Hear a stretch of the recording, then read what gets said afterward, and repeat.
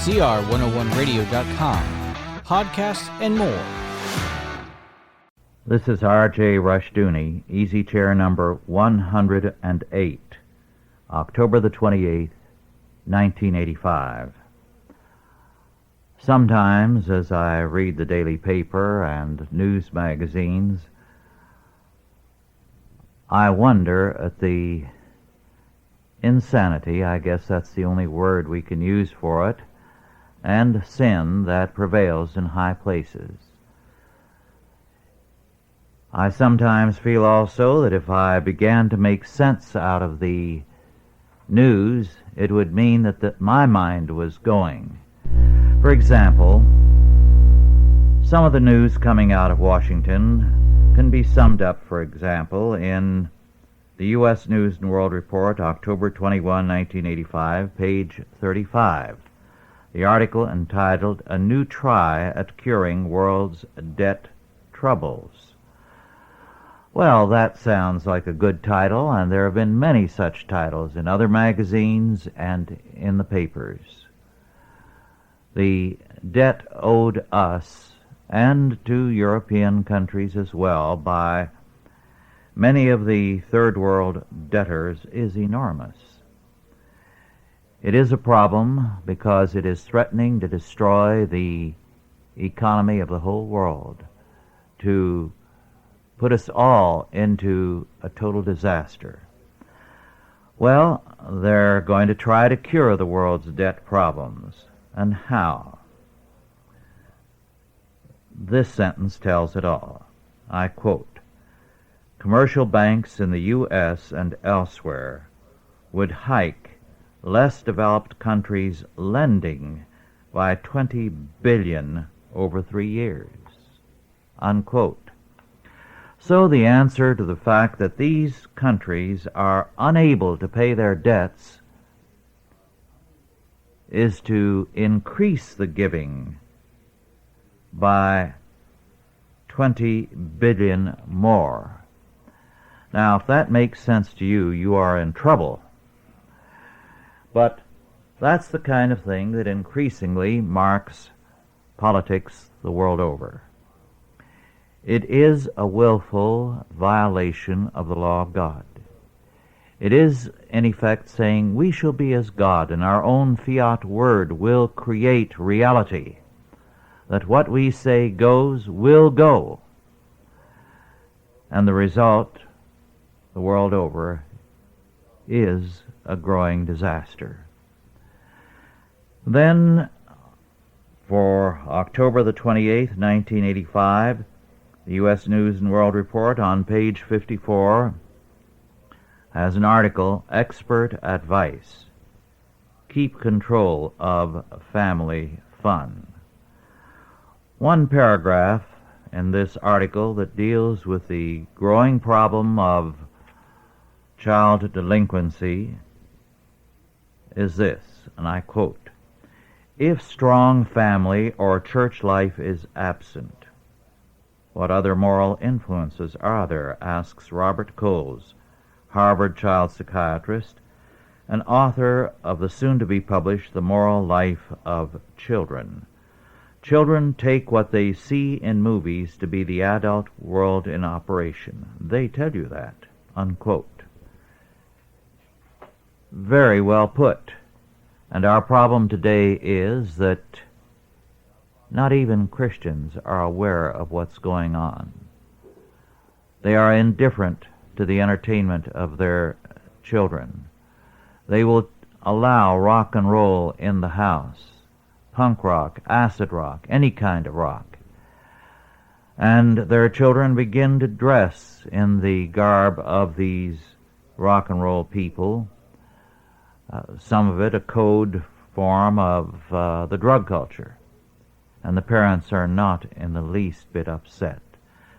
Instead, as I've heard some say, I'm trying to understand my children so there can be rapport between us.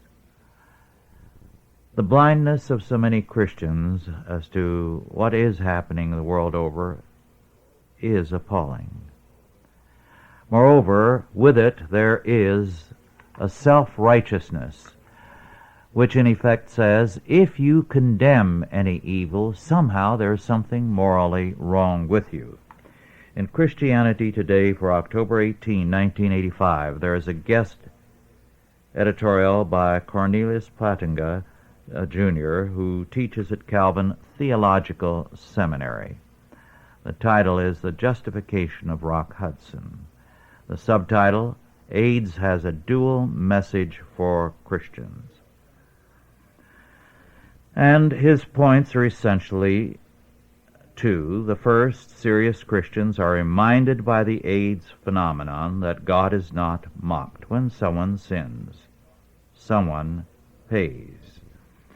Well, very good. But then, he says, second, the current furor is a nutrient for growing Christian smugness. Now, I get a great many Christian periodicals, but I don't recall seeing any smugness over the AIDS problem. What Plantinga has in mind appears in the last two paragraphs. I quote, "But it is an even greater mistake to underestimate and regret the reach of divine compassion. Sin is not acceptable to God. Repentant sinners are. The word for accepting sinners is justification, a health benefit of the painful work of our Lord. Tainted people come clean by faith and the transfusion of Christ's blood. The terrible irony in all this is worth pondering. God has justification for the ungodly who cling to Christ. He has none for the self-righteous," unquote. Out of this article you get the clear impression, and I've given it to two other people to read, and they agreed. Namely, if you are against AIDS and if you are against homosexuality, you are somehow self-righteous. Moreover, the statement, God has justification for the ungodly who cling to Christ, is nonsense. For sinners who cling to Christ, not ungodly. If they come to Christ, if they cling to Him, and if they have justification, they are no longer ungodly. This is the type of moral confusion that is so prevalent in our time. And it leads to very serious problems as we try to deal with the future. Disarmed men, morally disarmed men, who are afraid to say that homosexuality is wrong, or abortion is wrong, or adultery is wrong, for fear they will be called self-righteous, are worthless to God. Given Plantinga's standard, you'd have to call the prophets of Scripture and the apostles of the New Testament self-righteous. Certainly they condemned sin and sinners in no unmistakable terms. There is a good statement in the fall 1985 journal, The Public Interest, in an article by James Q. Wilson, The Rediscovery of Character, Private Virtue and Public Policy. Now, among the experts, James Q. Wilson is better than most. What he writes on crime makes excellent sense. Although sometimes, if I may be pardoned for being a bit cynical, an expert is somebody who tells you that if you jump off a cliff, you're going to hit bottom. That's a good expert. A questionable expert is one who says, well, we must get 20 men to jump off and see if it happens 20 times out of 20. Or perhaps it'll take a better sampling before our experiment will permit us to say that if you jump off a cliff, you'll hit bottom. Well, I don't mean to be disrespectful of James Hugh Wilson. I do think he's a very able man. But he concludes his article with this telling statement. In the long run, the public interest depends on private virtue. Let me repeat. In the long run, the public interest depends on private virtue. I was very glad to see that because I had just read a statement by a very prominent fundamentalist theologian, which was no different from that of a modernist theologian, the gist of which was, if we protect our American institutions, they will provide us with a framework for continuing liberty, as though public virtue is created by a framework of law. That's nonsense. That's paganism. Wilson has it right. Public virtue depends on private morality. Now on to something else from Reason for November 1985. And I quote, because this is the kind of thing that makes clear that until there is some private morality, there isn't going to be much public virtue. I quote, Philadelphia Judge Alexander McCombs dismissed murder charges against 3 men, including 2 who had been extradited from other states, because a prosecutor was not on time for a hearing. After lunch, the eminent jurist also dismissed murder charges against a Philadelphia man, who police said confessed to a killing after being found covered with blood.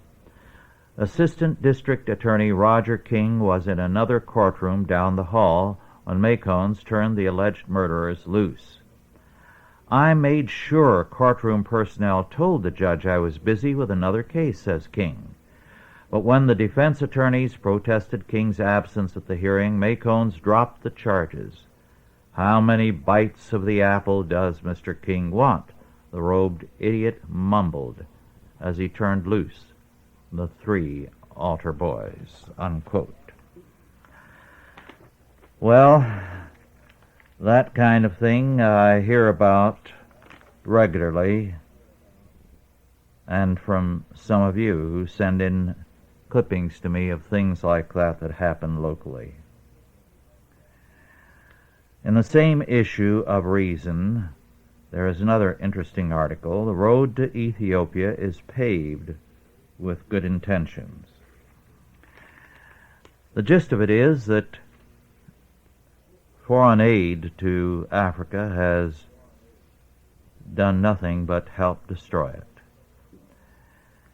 He cites several authorities, including this, and I quote, a critique of foreign aid from a quite different perspective recently appeared in the Atlantic Monthly.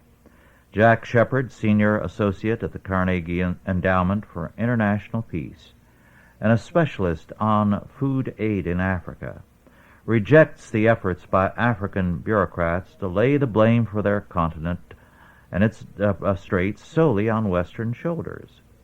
Shepard notes that a confluence of unfortunate events, including African government policies that have promoted industrialization at the expense of food production and harmful Western food aid, have placed Africa in its desperate position. How desperate?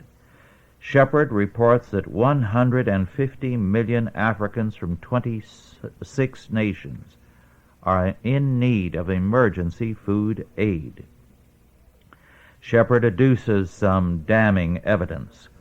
While the West poured $22.5 billion in development aid into sub-Saharan Africa in the 1970s, per capita food production in that region fell by an average of 1.2% a year during the decade.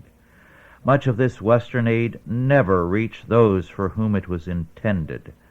Shepard notes that of the $7.5 billion given to 8 West African nations during the 70s, only 12% reached rural areas.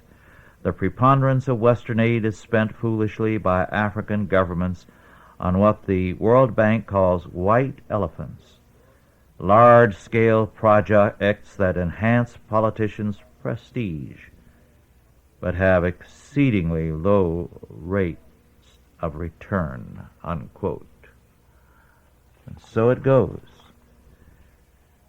Some years ago, I recall reading an account of the circle of a bishop who was also a poet, a prominent Roman poet of his day.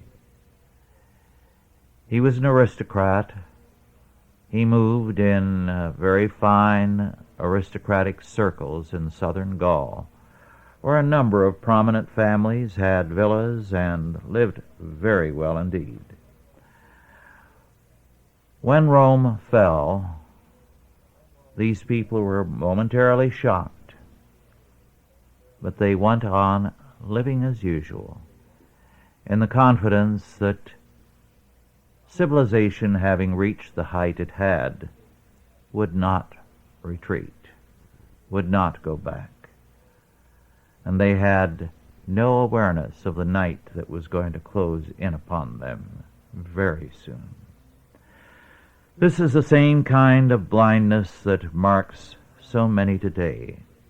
And in this situation, the churches, Catholic and Protestant, speak with an uncertain trumpet, with an uncertain sound. We are used to thinking of the Catholic Church as authoritarian, but that's ancient history. About a year ago, the Holy Office, under its prefect, Cardinal Ratzinger, prepared a document. That document, besides condemning liberation theology, had a paragraph, really 2 paragraphs, dealing with the communist regimes. I'm going to quote those to you. A major fact of our time ought to evoke the reflection of all those who would sincerely work for the true liberation of their brothers.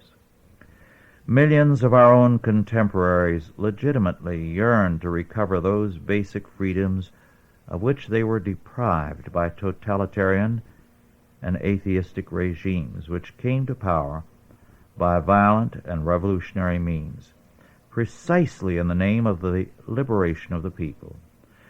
This shame of our time cannot be ignored. While claiming to bring them freedom, these regimes keep whole nations in conditions of servitude which are unworthy of mankind. Those who perhaps inadvertently make themselves accomplices of similar enslavements betray the very poor they mean to help.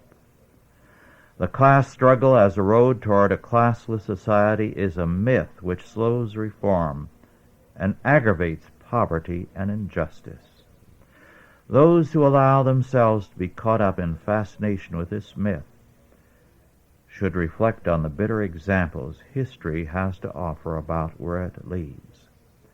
They would then understand that we are not talking here about abandoning an effective means of struggle on behalf of the poor for an ideal which has no practical effects. On the contrary, we are talking about freeing oneself from a delusion in order to base oneself squarely on the gospel and its power of realization, unquote. Now that's not strong language. It's simply a clear-cut statement that these regimes are totalitarian, they are atheistic, they are propagating a myth, an evil myth. As a matter of fact, the very word evil is omitted. It's a gentle but a clear-cut statement. And yet, within the very Vatican itself, hostility arose. The Secretary of State, Cardinal Casseroli, has issued statements disavowing it, declaring that he was not consulted, that it is a statement, even though it bore the name of the Pope as well as Cardinal Ratzinger, which endangered their very delicate negotiations with the Soviet Union. Well, at least you have to say that statement is a lot more than has been forthcoming in Protestant circles. When was the last time any major Protestant group, fundamentalist or modernist, issued a clear, ringing statement against atheism and communism? Perhaps they have, and the papers have not publicized it. But I haven't seen it in the religious periodicals that I subscribe to. Meanwhile, the humanists progress in their ways. This from the newsletter, 1985, Volume 4, Number 15 of the American Society for the Defense of Tradition, Family, and Property. And I quote just a portion of this. When Monica Kuhlman, 29, decided to stay at home to be a mother and housewife, she found herself at odds with Sweden's socialist labor system, which discourages this honorable traditional profession. There are no laws in Sweden against being a housewife. However, the country's economic and tax system have dissolved individual wealth to such an extent that most Swedes earn salaries at or just below the poverty line. This means that a teacher or an average industrial worker cannot support a spouse and 2 children on one salary. Most households must have 2 wage earners just to keep their head above water. Even then, Big Brother must supply an array of government services and grants to support a family above the poverty line. Mrs. Kuhlman applied for government welfare funds to supplement her husband's below subsistence level salary. She was turned down. Welfare officials told her that such aid would only be available if she found a job and put her 2 small children in daycare centers.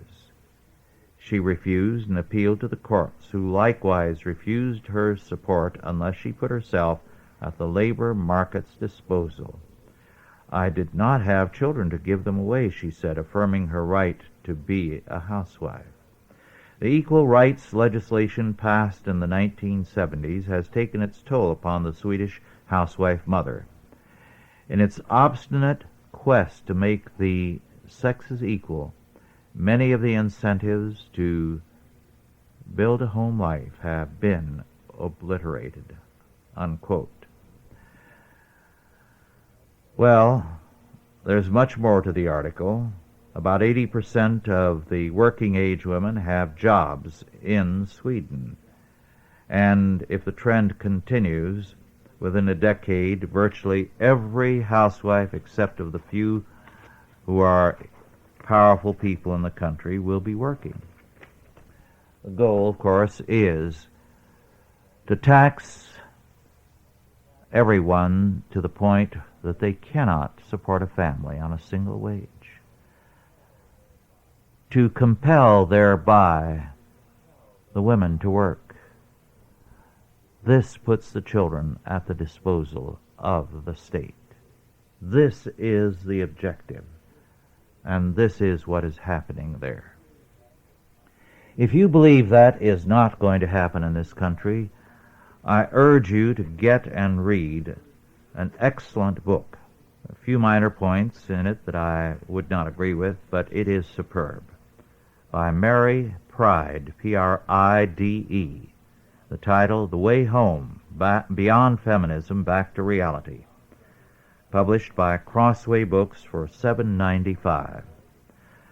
Mary Pride is a former feminist, now Christian, and she speaks plainly about what the issues are and what the goal is. She says very bluntly and documents it that feminism is a religion. It is an anti-Christian religion. Its purpose is to destroy Christianity. It is at war against, as they put it, Yahweh and Christ, determined to destroy them. It regards the female as divine, particularly when liberated. She gives more than a little bit of evidence on that. Some of the counsel given by feminist leaders, for example, this: each woman is encouraged to keep a small altar in her home to be used for meditation and for focusing her will. At the Boston conference, women were advised to use mirrors on their altars to represent the goddess. That way they would be continually reminded that they were the goddess and that they had divine beauty, power, and dignity. The feminist movement in Western culture is engaged in the slow execution of Christ and Yahweh." Unquote. She quotes another feminist, Mary Daly, who calls herself a Christian feminist. I quote, to put it rather bluntly, "I propose that Christianity itself should be castrated by cutting away the products of supermale arrogance, the myths of sin and salvation that are simply two diverse symptoms of the same disease." Unquote. From start to finish, the book is not only a telling indictment of feminism, but a very fine exposition of the biblical perspective. Particularly outstanding, I would say. I heartily commend it to you. Let me add another thing here. Of course, I've cited more than once that studies have shown that there's a better rate of recovery by mentally disturbed people if they do not go to a psychologist or a psychiatrist. Well, Mary Pride has turned up other studies. And I quote, Dr. Eugene Levitt of the Indiana School of Medicine found that disturbed children who were not treated recovered at the same rate as disturbed children who were. A further indication of the problem was revealed in the results of the extensive Cambridge-Somerville youth study. The researchers found that uncounseled juvenile delinquents had a lower rate of further trouble than counseled ones. Other studies have shown that untrained lay people do as well as psychiatrists or clinical psychologists in treating patients. And the Rosenham studies indicate that mental hospital staff could not even tell normal people from genuinely disturbed ones. When psychologists rush in to help, they are not particularly successful." Unquote. An excellent book, and I strongly commend it to you. Now on to another, very briefly. Percy G. Adams, Travelers and Travel Liars, 1660 to 1800. This book was first published in 1962 and reprinted not too long ago, 1980, by Dover Publications. I don't think it is in print. What the author points out is that in those years, 1660 to 1800, with a great deal of interest in the yet unexplored world. A great many people who went a short distance overseas came back and wrote all kinds of reports, purportedly scientific, about what they found in Africa, America, and the South Pacific, and elsewhere. Even men who did quite a bit of traveling came back and wrote lying accounts. So that the amount of fraud was enormous. Well, the good question is, why, when some of these people could have written an excellent book, a scientifically important book, because they were qualified to write such a book, why did they lie? I think the book was worth reading for me, and it was an interesting book, for this statement on page 10. Someone has written a creed for liars, which recognizes the importance that vanity assumes in their character. It is a creed that would have been appropriate for a number of 18th century travelers. It is this: the great attraction of the lie is that it is something personal. It belongs to you. It is your work.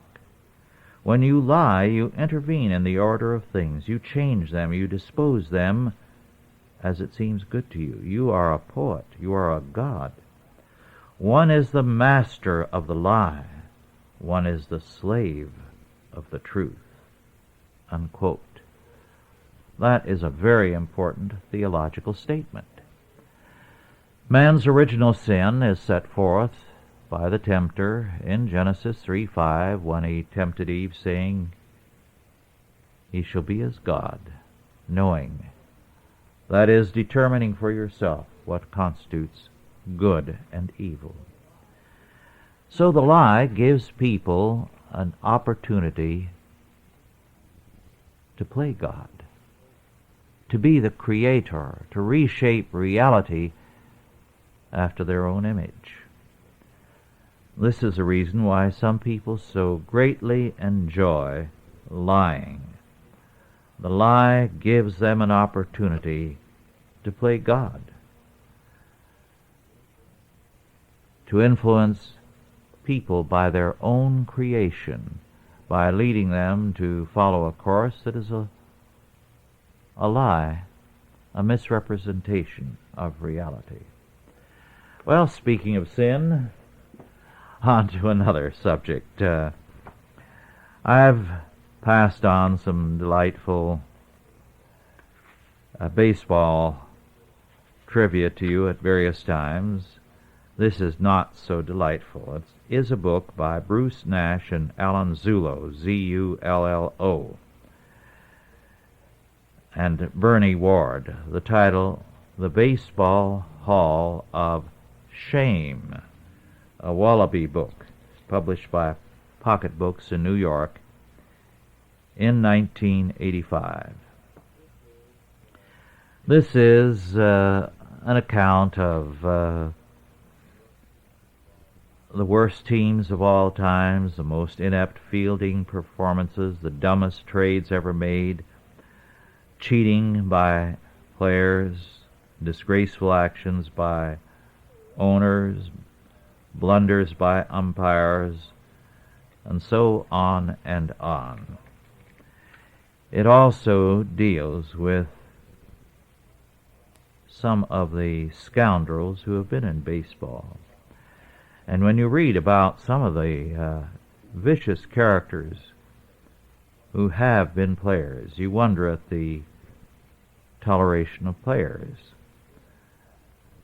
given the fact that because they're sometimes very good players, they're not thrown out of the game or out of baseball as they should be. It's amazing that there have been fewer fights in organized baseball, because some of the pitchers make no bones about wanting to maim the players they're angry with.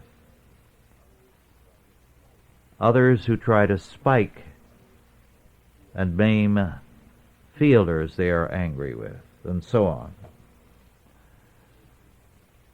This gives you the ugly side of baseball. As the subtitle says, the true unbelievable chronicle of baseball's foulest hours. The Chalcedon staff every week meets for breakfast, usually on Wednesdays, and it is rarely postponed, but it will be this week because I think just about everyone but two will be out of town. And we have some delightful discussions, sometimes very serious ones. Not too long ago, Otto Scott, in the course of a discussion of some aspects of history, commented on the fact that very few people are aware of the fact that Scots, English, and Irish played a very, very considerable role in the freedom wars of the South American peoples. That South and Central America gained its freedom from the Spanish Empire and Brazil from Portugal to a very large measure because of British naval men and British soldiers. These men went there because they believed in freedom. They were often very seriously abused and mistreated. The Latins in Latin America were in rebellion against the tyrannies of stupid and corrupt Spanish rulers. Spain was ruling its empire for the benefit of Spain. It was continuing the mercantilist policies that had led to the break of the North American colonies from England. The policies were so rigid that if a foreign or non-Spanish or non-Portuguese ship, in the case of Brazil, was driven by storm to a Spanish port in Latin America, every crew member was immediately imprisoned. This was the kind of treatment meted out. The purpose was to prevent any trade from other countries reaching Latin America. Moreover, when in South America some Spaniards brought over vines, planted vineyards, and began to produce wines that equaled and surpassed Spanish wines, what was done immediately was to order that all these vineyards be pulled up. Nothing that the colonies did could compete with anything in Spain. Moreover, they could have no market except Spain, which meant that they had to sell their goods at the prices that the Spanish traders required.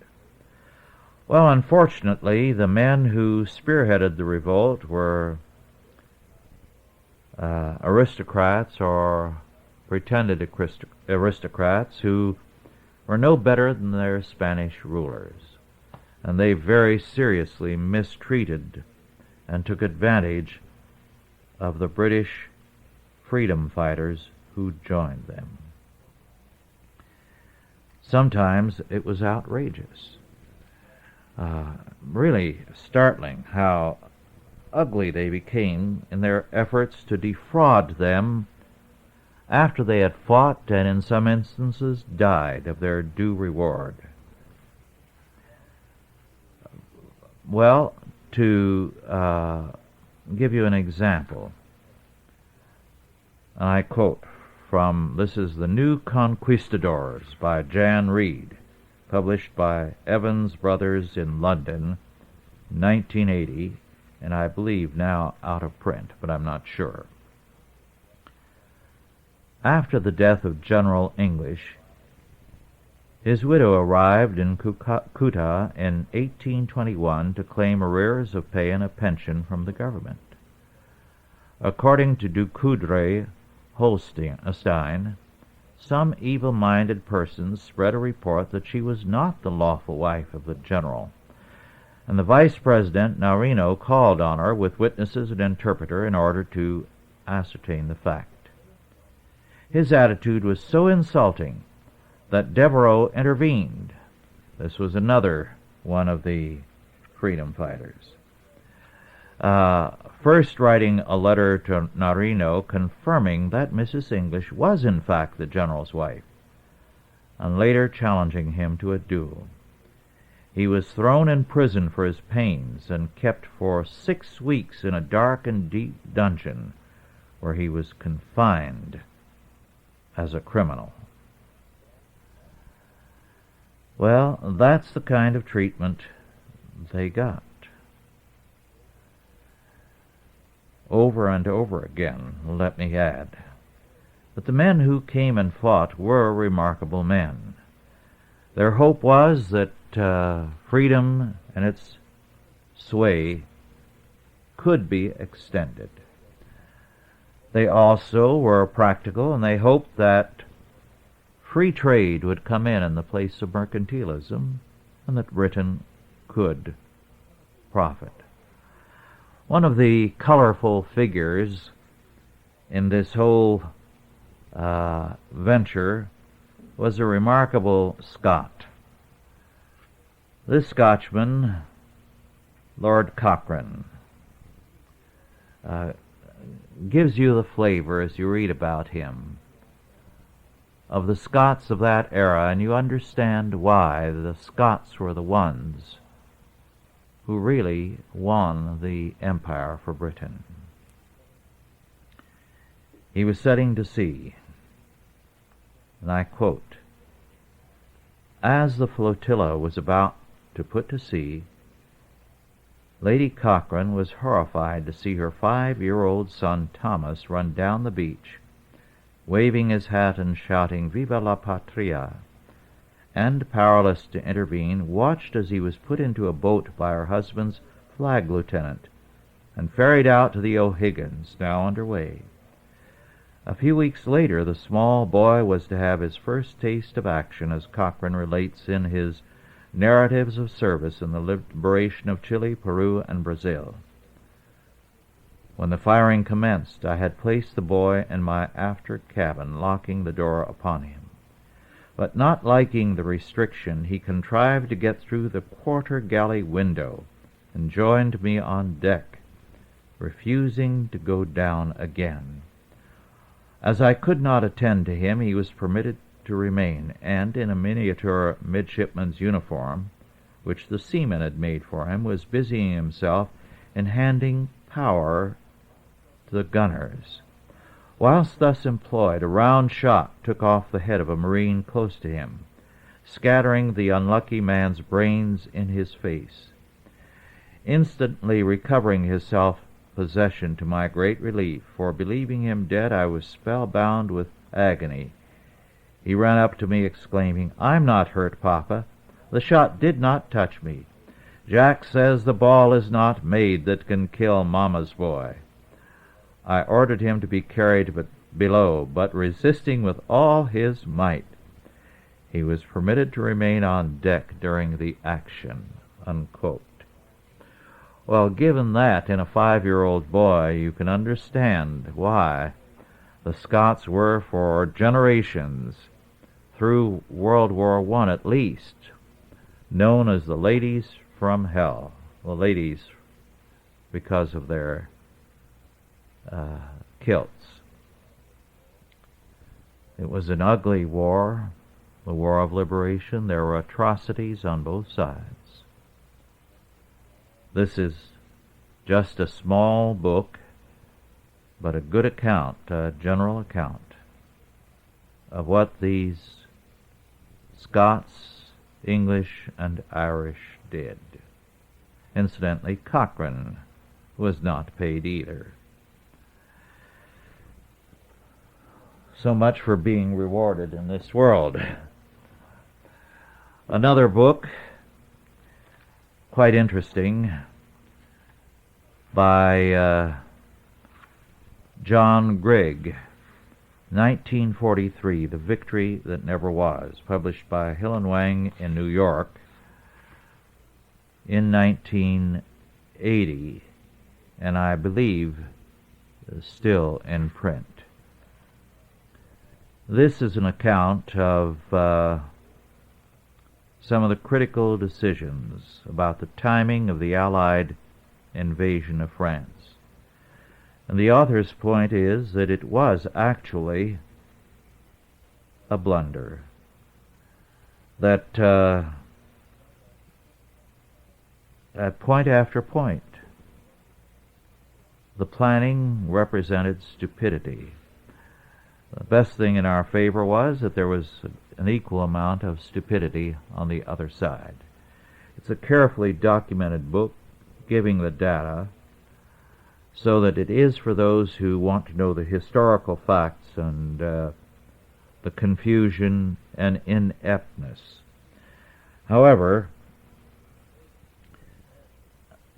this bit is very telling.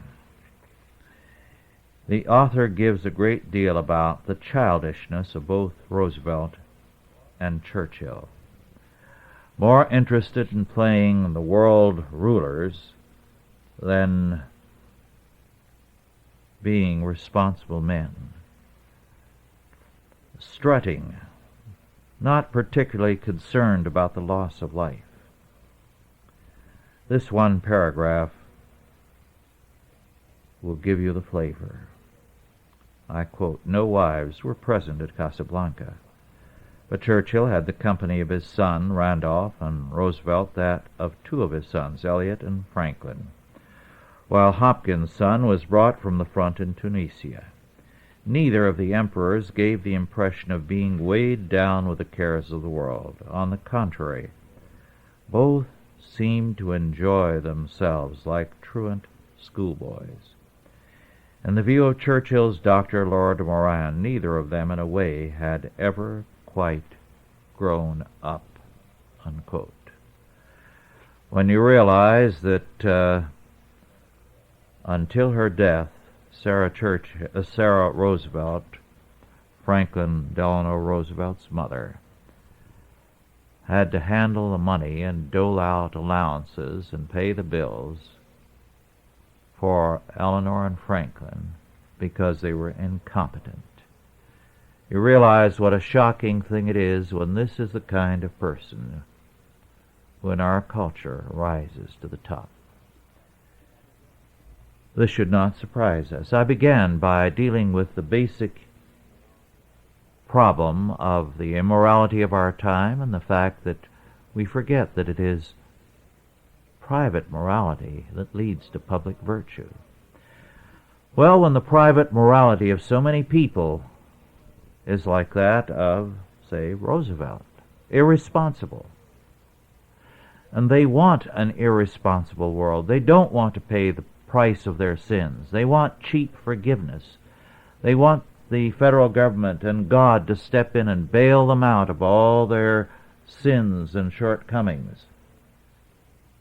They want cheap grace,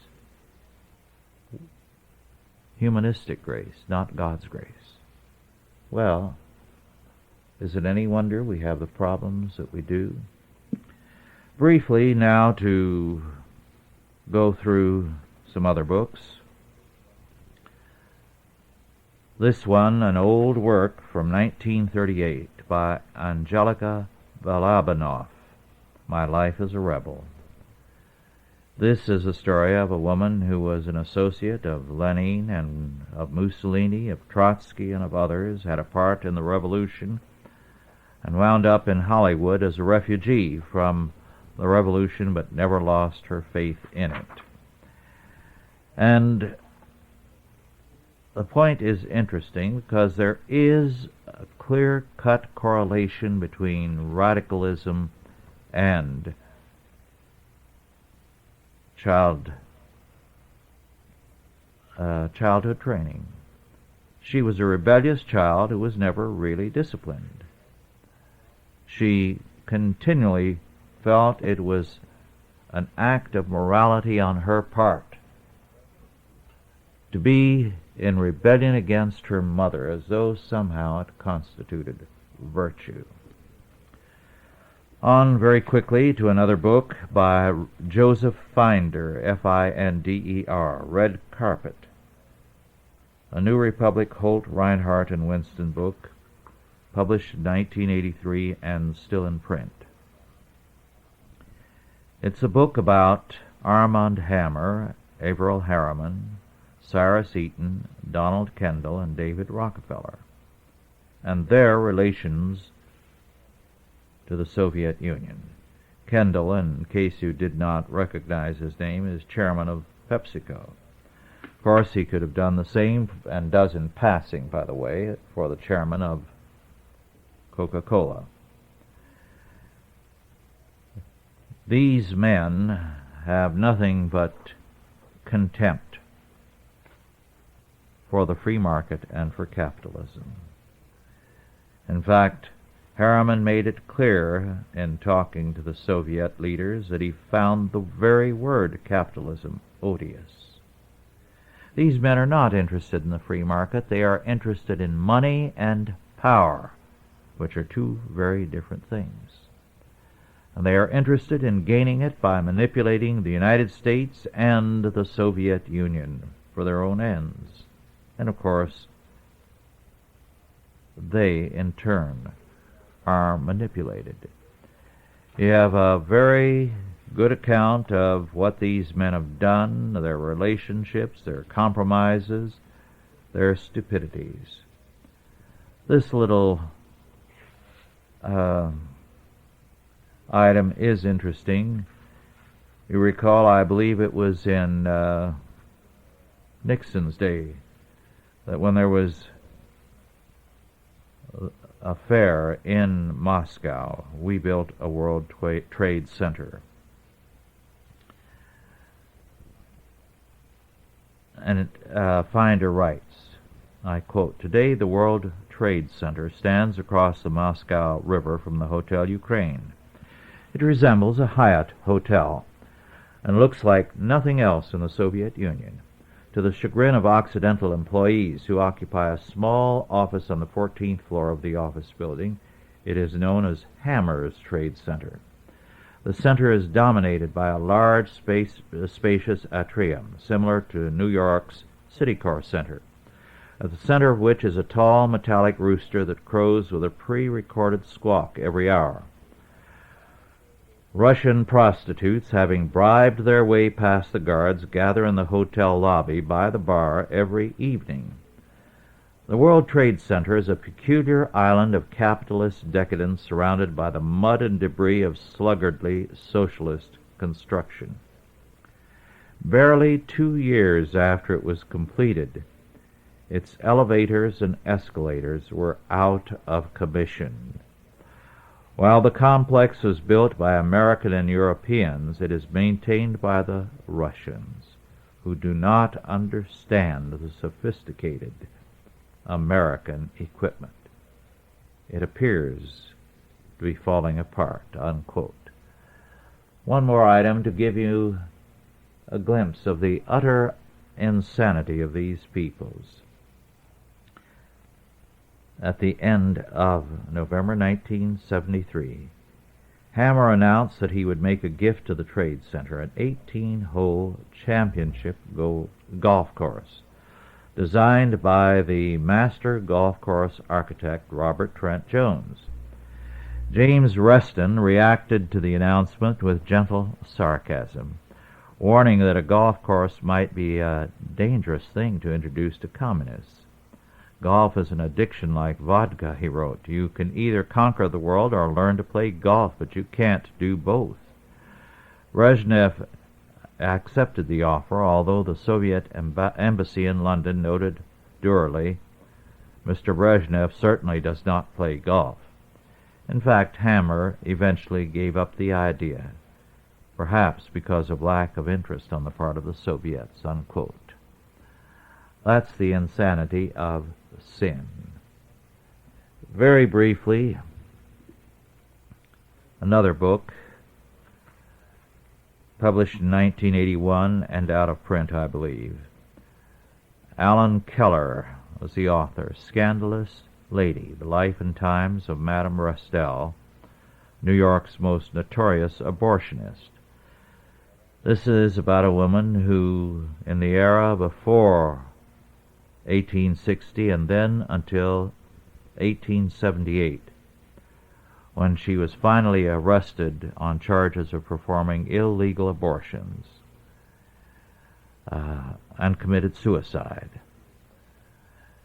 She was known as Madame Killer and was worth a very considerable fortune. She had been up to that point immune from any kind of political problems. She had her payoffs. She could do as she pleased. This was a time when the average working man lived very poorly, on a few hundred a year, but when one prominent woman wore a new party dress costing $30,000.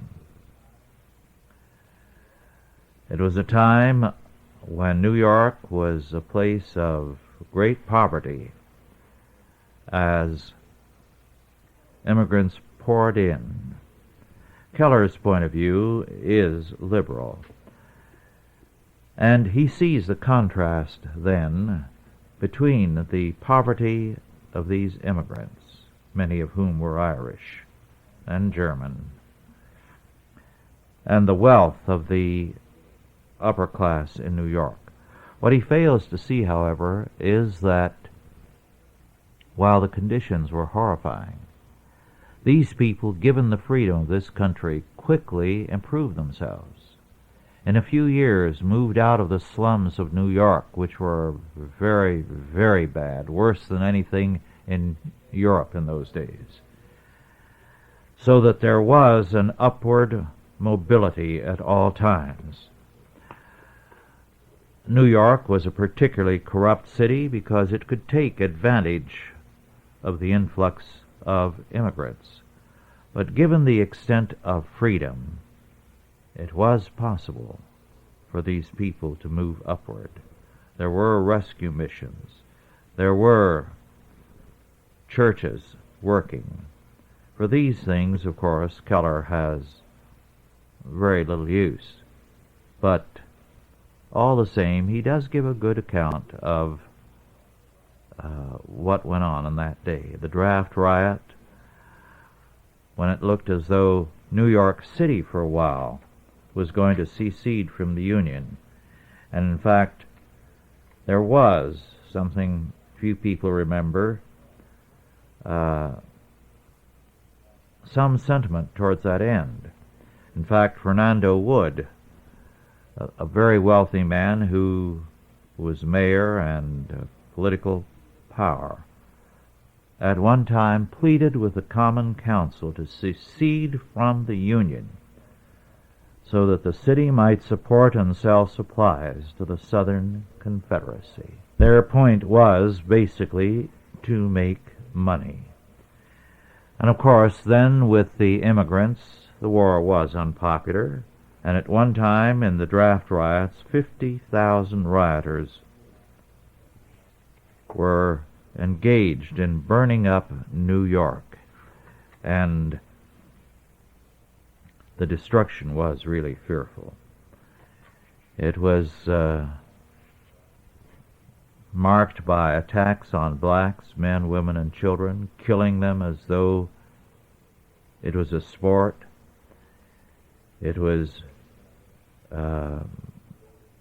burning up buildings, storming the Herald Tribune, or rather the Tribune building, because its editor, Horace Greeley, was in favor of the war. And in 4 days, over 1,200 people are known to have been killed. The draft riots were fearful. Well, our time is up. It's been good to share these items of interest with you, and we'll continue with some more in 2 weeks. Thank you for listening.